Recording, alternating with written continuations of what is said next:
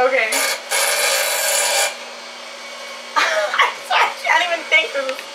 Okay. When I get back from filming in New York, I can't wait to wrench on my RCs at Crawler Ted's garage. G-Man!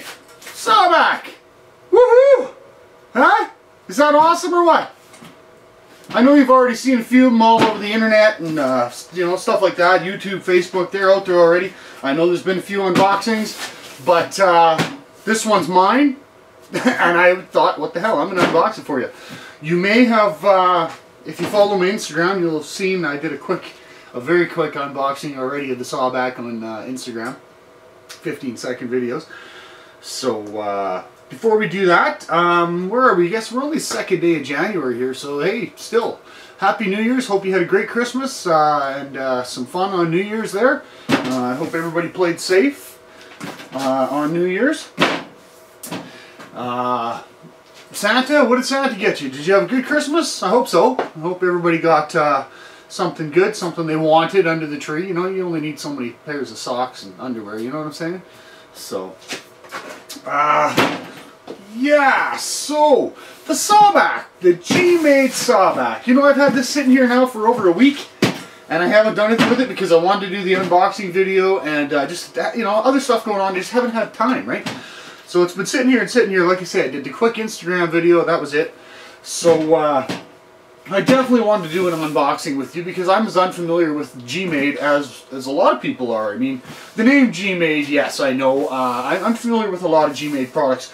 You might know the R1, the G-made rock crawler, the R1 rock crawler. And that's a sweet rig. Like, that's a beautiful rig, you know. And I've always wanted to get one. I've never picked one up. My crawlers are all aimed... My crawlers, my comp crawlers, are aimed at comp crawling, right? So they've got to be pretty durable. Now, the R1, the G-made there, R1, we've never had anybody comp that, to be honest. I've seen a couple of them come through, you know, in a just recreational or just crawling kind of aspect. I think they're okay. Comp crawling sometimes presents, you know, even more challenges for a rig, and you need upgrades. You know what I'm saying? Now with the R1, I'm sure with some upgrades, it'd be maybe even be a competitor with the portals and stuff like that. I don't know, you know, in a sporty class, for example, a shafted class. So, but so anyway, I've never had one. I've seen a few of them. I've always wanted one. Some other products that you'll know from G-made, they've done the inflatable tires with the pump. You know, you see a few of those. I know Medic runs a setup like that. Their shocks are quite popular. They've got some really nice shocks out there, a variety of them. So I know lots of guys have used those. And I can't think of anything else off the top of my head. But anyway, so yeah, you know, love them, hate them, whatever. It is what it is. This is cool. This is a cool rig, you know. It looks good. I think it's, you know, already a few people running it. And it seems to be alright, you know what I mean? It's... for what it is. For me, it's going to be very scalish. I don't intend to bash this one too much. Boy, all the times I've said that.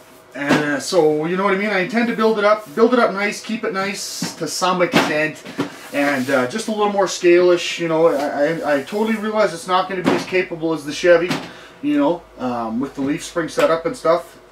So, but whatever, it is what it is. It's still going to be a sweet rig. So I'm going to move the camera over here, let me get a little bit closer look, and we'll pull the lid off this bad boy. Okay, so let's open this bad boy up and see what's in there.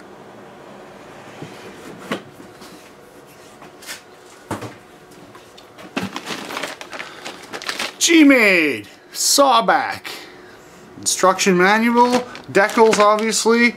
We'll get into that in a minute here. Let's see what, let's get into some hard parts. Okay, so here's the chassis rails, the frame rails. All steel.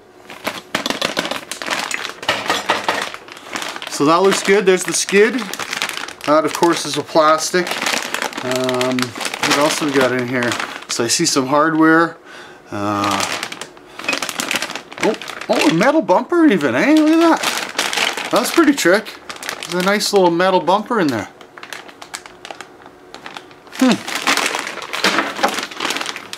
What do we got here? The windshield, the fold down windshield. That's pretty cool, eh?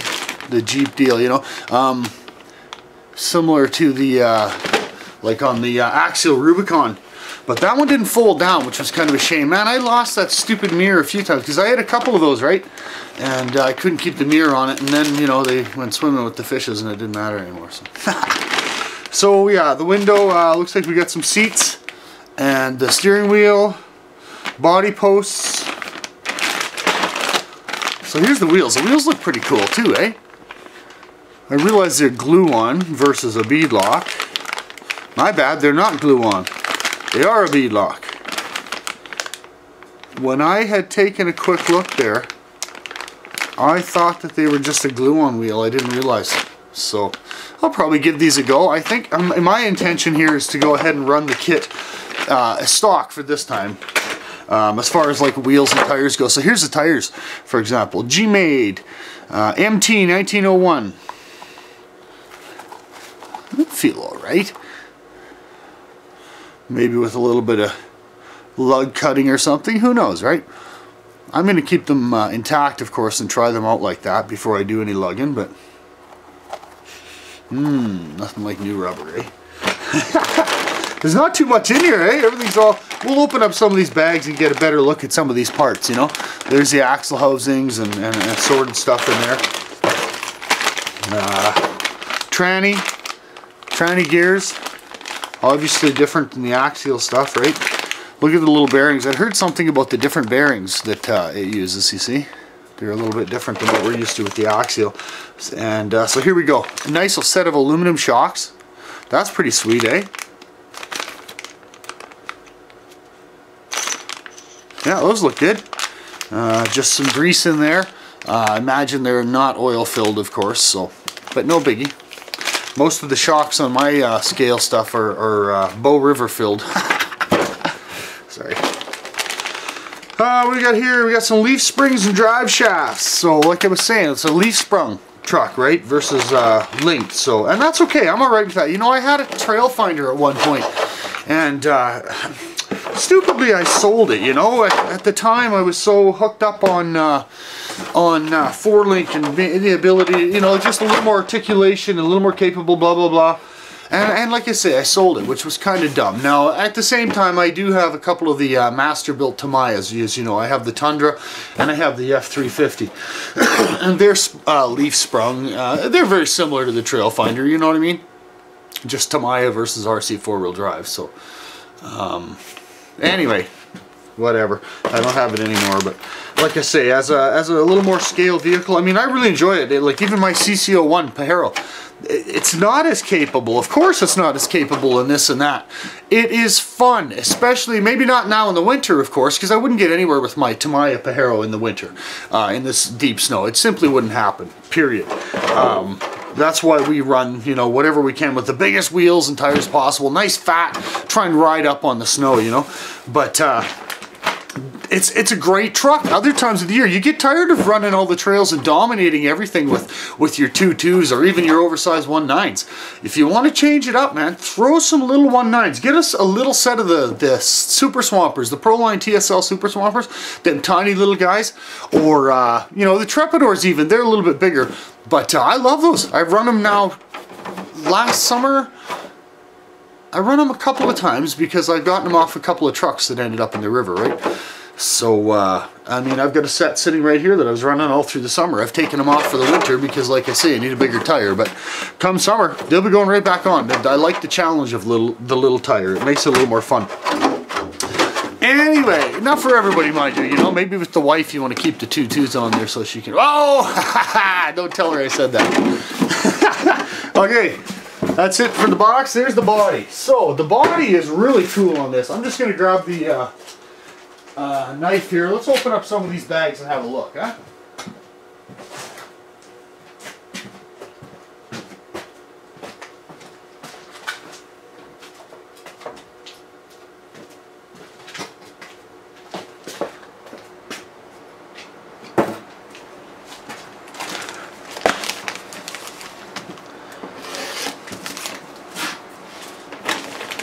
Okay. Anyway, the lid. Super cool, eh? So it's a flat fender Jeep. Obviously, everybody's familiar with the lid, right? See, so that's pretty cool, eh? Wide open, of course, so you know this is definitely going to be the one where you can put your driver and a passenger and some accessories in the back, you know, kind of change it up a little bit. So I haven't even really thought about how I'm going to paint it or anything yet, so I don't know. It isn't going to happen immediately, so this video will be up before I get it painted. So let me know what you think. What should I do with that? You know, how do you think it should be painted up? I want some tips. I've seen a couple already. They look really hot, but so of course I want to do something different if I can. I'm not much of a painter, so don't get too carried away.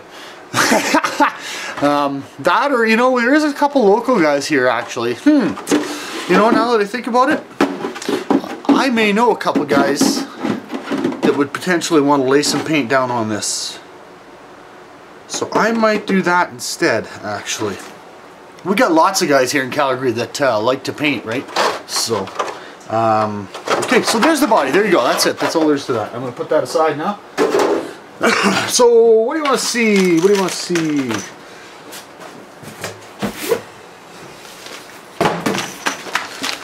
Okay. Check out the decal sheet. Are you familiar with the G-Made logo there, eh?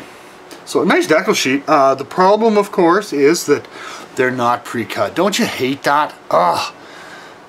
Just means you got to do some nice cutting, right? Some nice trimming of the decals. But definitely some nice decals in there, I must say. Hey? I'll probably run, well, because you got the full front fender and lights and all that stuff, so I'll probably end up running the majority of them. So, so that's cool. Look at that. See what their manual looks like. Oh crap.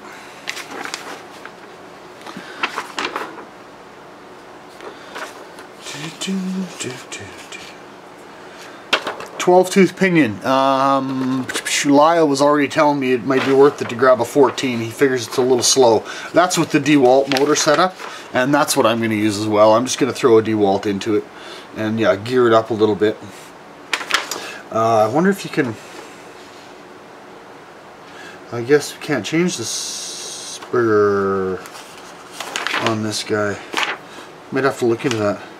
See if we can change the gearing a little bit. Bump the spur up, you know. So. Just kind of glancing through here. I'm not starting to build right this minute, so I'm just kind of taking a peek. I'm betting that's all upside down. Sorry about that. Here, I'm going to show you all the instructions and stuff upside down, okay? Stupid. Suspension setup. See, it gives you a couple different options there. Soft type, standard type, hard type. So, and I mean, I'm familiar with that with the Trail Finder and such, right? I played around with the Trail Finder suspension. I did soft, I did hard.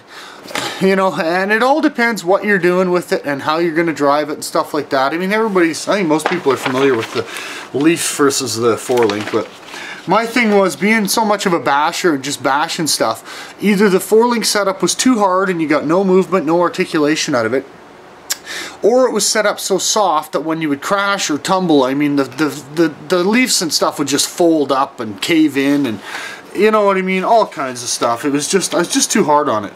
And that's why the Tundra and the Ford haven't seen very much action, because I know what'll happen. But anyway, so here we go, getting into the tranny build there a little bit. The instructions look pretty good, eh? Everything's pretty straightforward. Skid plate, now that's a little odd, eh? The skid plate, these goofy little wheels. You know, whatever, I guess. Maybe they'll truly help for a little while, I don't know. So anyway, get onto the drive shafts. Here's the main assembly starting to go down. There's another shot of the frame rails. So the book looks good, eh? The manual looks pretty good. There's the wheel assembly. So ditch that.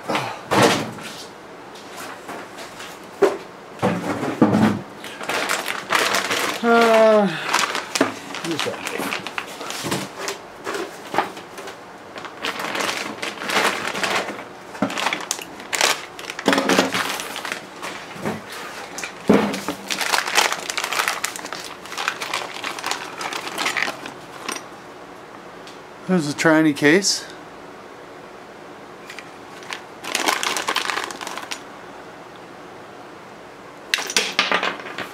Some of the gears. So yeah, the gears are that one anyway. See how she's notched to sit on a shaft, a flat shaft.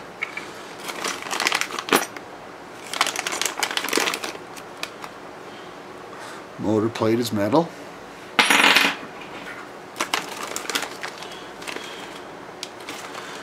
Some wee little bearings in there.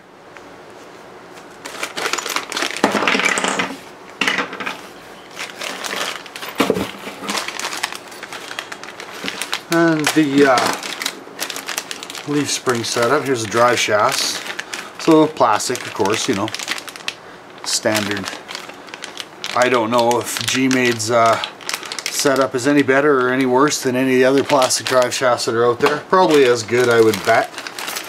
So there we go, and there's the leaf springs. I am probably going to take and do the Chino mod, where you take and just taper the ends of it in a little bit, you know, with a file or a grinder. So instead of the full round, I'm going to see how they fit in, see if they are snug. But yeah, just tapering these slightly allows the leaf spring a little bit more flex.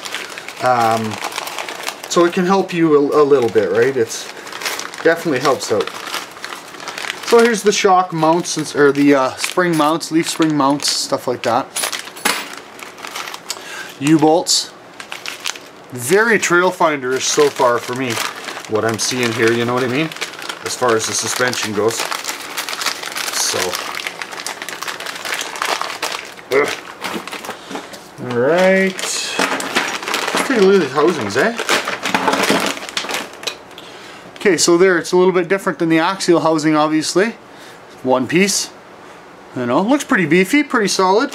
And then, here's the back. No way. Holy crap. Even those are metal, dude. Check that out. That's pretty sweet. Metal covers. I would have thought for sure those were plastic. So, those look nice, eh?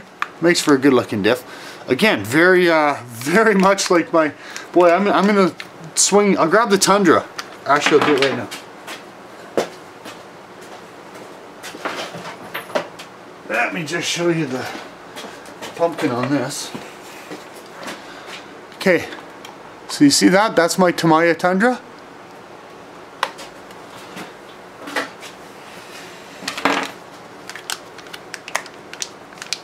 Oops. And there's the G-Made one. Very similar, huh? Here. It's hard to see that, isn't it? Don't be shy. Take it out of the package. There you go. See? Beautiful, huh? Beautiful. So nice diffs. What else is in here? So there's their gears, the locker and such, I guess. You can see it's just basic, obviously. That's hopefully they'll come out with some upgrades for this. And well, there again, depending on how much you use it and drive it, but you know these gears won't last, right? So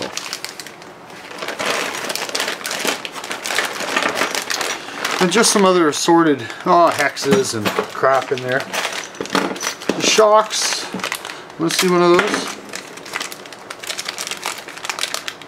Those are pretty. Okay, they're aluminum. Like I say, they're not an oil-filled shock. Okay, so you've got. I'm gonna do a build video on this, so we'll go into more detail. Right now, I'm just trying to show you everything. So see how the two pieces slide in together like this? Oops, sorry. A couple O-rings and some grease is how they function, right? So they look cool. You know, perhaps they're going to get crud and stuff in there and not function so well, but they should be easy to take apart and service at the same time, right? So, let's see what happens. Let's have a quick peek at one of these beadlocks.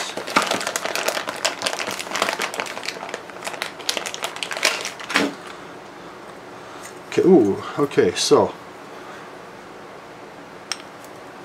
this, and then the center. Look, trick. I think they look alright.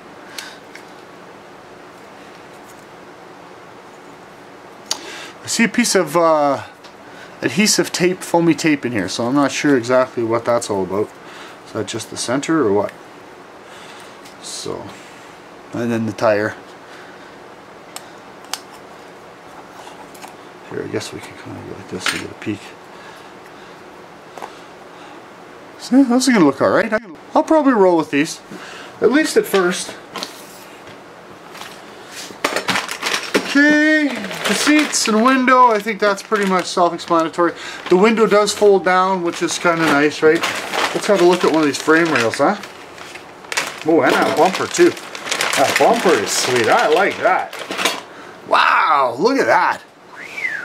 Isn't that pretty? Nice chrome bumper. Now that's metal, boys. That's a sweet piece for sure. Radio box cover and stuff, I guess. Just some more metal pieces. Shock hoops. So, yeah. This, that, and the other thing, just some bits and pieces. Zip straps, screws. How about these rails? These rails look pretty sweet. Look at that. Hey? Those are nice. Definitely a little different shape there than the SCX, isn't it? A little more, a little taller or something. Like from the bottom to the top, there's more of a transition, I think, eh? Looking for mine, I don't see my Chevy. Oh, it's way over there. Yeah, sure there's a bit of a difference there. But anyway, so there you go, a big bag of hardware. I see some nylocks in there, some nylocks, and again, so I'm likening this to the Tamiya kit. I see nylocks and then the flat ones that you have to thread lock, you know what I'm saying? So very Tamiya-ish. And RC four-wheel drive, obviously, right? Same kind of. So I think it should be alright, hey? I'm not sure when I'm going to get started on this. Pretty darn quick though. We'll set up the camera and we'll get some build action going.